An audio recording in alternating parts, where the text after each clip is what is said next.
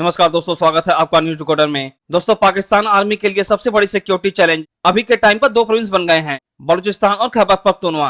ये दोनों रीजन लंबे समय से इंसर्जेंसी और आर्म मूवमेंट के लिए मशहूर रहे हैं और अब सिचुएशन इतनी बिगड़ गई है कि पाकिस्तान आर्मी की क्रेडिबिलिटी, स्ट्रेंथ और पूरी इंटरनल सिक्योरिटी स्ट्रेटजी को ही सवाल के घेरे में लाकर खड़ा कर दिया गया है। सबसे ज्यादा चिंता बलूचिस्तान से आ रही है। ये प्रोविंस रिसोर्सेज से तो रिच है, लेकिन पॉलिटिकल निगलेक्ट और इकोनॉमिक पॉवर्टी और एथनिक आइडेंटिटी की इशू की वजह से यहाँ सेपरेटिस्ट मूवमेंट एक्टिव हैं और इन्हीं मूवमेंट में सबसे बड़ा नाम है बलूचिस्तान लिबरेशन आर्मी यानी कि BLA।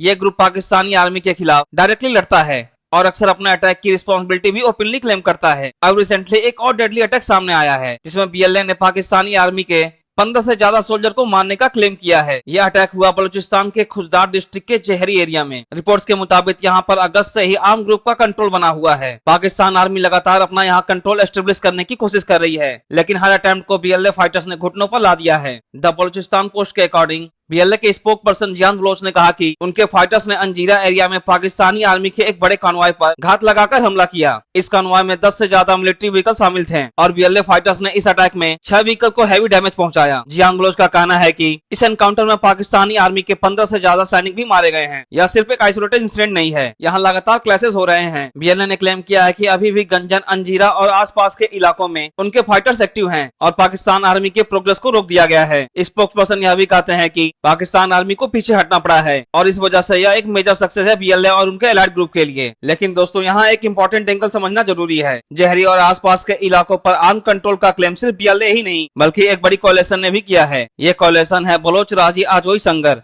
यानी कि BRAS। ये अलग अलग बलोच आर्म ग्रुप के अलायंस हैं जो पाकिस्तानी आर्मी के खिलाफ मिलकर लड़ रहे हैं। BRAS ने ऑलरेडी 11 अगस्त को एक बड़ा अटैक किया था। इस अटैक में उन्होंने पाकिस्तानी आर्मी के 13 मिलिट्री गाड़ियों के कॉन्वॉय पर घात लगाकर हमला किया था। रिपोर्ट्स के मुताबिक उस वक्त 37 पाकिस्तानी सोल्जर मारे गए थे और BRAS फाइटर ने आर्मी के गाड़ियों और हथियारों को कैप्चर कर लिया था। यह एक सिंबॉलिक और साइकोलॉजिकल ब्लो था पाकिस्तानी आर्मी के लिए। अगस्त के इस अटैक के बाद पाकिस्तानी आर्मी डेस्परेट हो गई थी कि वो जहरी और आसपास के इलाकों पर अपना दोबारा कंट्रोल बनाए, लेकिन अभी तक के सारे अटेम्प्ट फेल हुए हैं। आर्मी के कन्वॉय को लगातार एम्बुश किया जा रहा है और इसी वजह से उन्हें हर बार वापस मुड़ना पड़ता है। पाकिस्तान आर्मी की स्ट्रेटजी अभी तक क्लियर सक्सेसफुल नहीं रही। ग्राउंड ऑपरेशन में लगातार फेल्योर देखने के बाद उन्होंने एरियल स्ट्राइक का सहारा लिया है। रिपोर्ट्स के मुताबिक आर्मी ने जहरी और आसपास के एरिया में मल्टीपल एयर स्ट्राइक किए हैं, लेकिन ग्राउंड पर सिचुएशन फिर भी उनके कंट्रोल में नहीं आई। ये पाकिस्तान के लिए एक बड़ी इन्वेस्टमेंट बन रही है। एक तरफ वो इंटरनेशनल लेवल पर अपने आप को काउंटर टेररिज्म का चैंपियन के रूप में प्रोजेक्ट करता है, लेकिन दूसरी तरफ अपने ही प्रोविंसेस में उनकी मिलिट्री ऑपरेशन लगातार फेल हो रही है। बलोच इंसर्जेंसी को आप सिर्फ एक छोटी आर्मी स्ट्रगल समझकर अंडरएस्टिमेट नहीं कर सकते। यह एक पॉलिटिकल और आइडियोलॉजिकल बैटल भी है। बलोच ग्रुप पाकिस्तान के स्टेट स्ट्रक्चर को ही इलिजिमेट मानते हैं। उनका कहना है कि बलूचिस्तान को एक्सेशन के थ्रू पाकिस्तान के अंदर शामिल किया गया था और अब वो अपनी इंडिपेंडेंस के लिए लड़ रहे हैं। वहीं अगर हम खैबर पख्तूनख्वा की बात करें तो सिचुएशन कुछ अलग है, लेकिन प्रॉब्लम उतनी ही बड़ी है। यहाँ पर तहरीके तालिबान पाकिस्तान यानी कि TTP जैसे ग्रुप एक्टिव हैं जो पाकिस्तान आर्मी पर अटैक करते रहते हैं। TTP का तालिबान नेटवर्क अफगानिस्तान से कनेक्टेड है, जिसकी वजह से पाकिस्तान के बॉर्डर सिक्योरिटी भी एक नाइटमेयर बन चुकी है। मतलब एक तरफ बलूचिस्तान में BLA और BRAS जैसे सेपरेटिस्ट और इंसर्जेंट ग्रुप हैं, वहीं दूसरी तरफ खैबर पख्तूनख्वा में TTP और तालिबान एफिलिएटेड मिलिटेंट एक्टिव हैं। दोनों ही प्रोविंसेस पाकिस्तानी आर्मी के लिए एक टू फ्रंट इंटरनल वॉर की सिचुएशन क्रिएट कर रहे हैं। तो ऐसे में सवाल उठता है, आखिरकार पाकिस्तानी आर्मी इतनी स्ट्रगल क्यों कर रही है? पाकिस्तानी आर्मी की स्ट्रगल के पीछे कुछ को रीजन भी है। पहला है local support for rebels. Balochistan के कई इलाकों में लोकल पॉपुलेशन आर्मी को एक अपोजर के रूप में देखती है और इसी वजह से BLA और BRAS जैसे ग्रुप को ग्राउंड सपोर्ट मिलता है। दूसरा है डिफिकल्ट ट्रेन। बलूचिस्तान और खैबर पख्तूनख्वा दोनों ही माउंटेन्स और डिफिकल्ट ट्रेन हैं, जहां गुरिल्ला वॉरफेयर इजिली चलती है। आर्मी के कॉन्वॉय इजिली टारगेट बन जाते हैं। और तीसरा है ओवर स्ट्रेचिंग। पाकिस्तान आर्मी एक तरफ तो इंटरनल इंसर्जेंसी को दबा रही है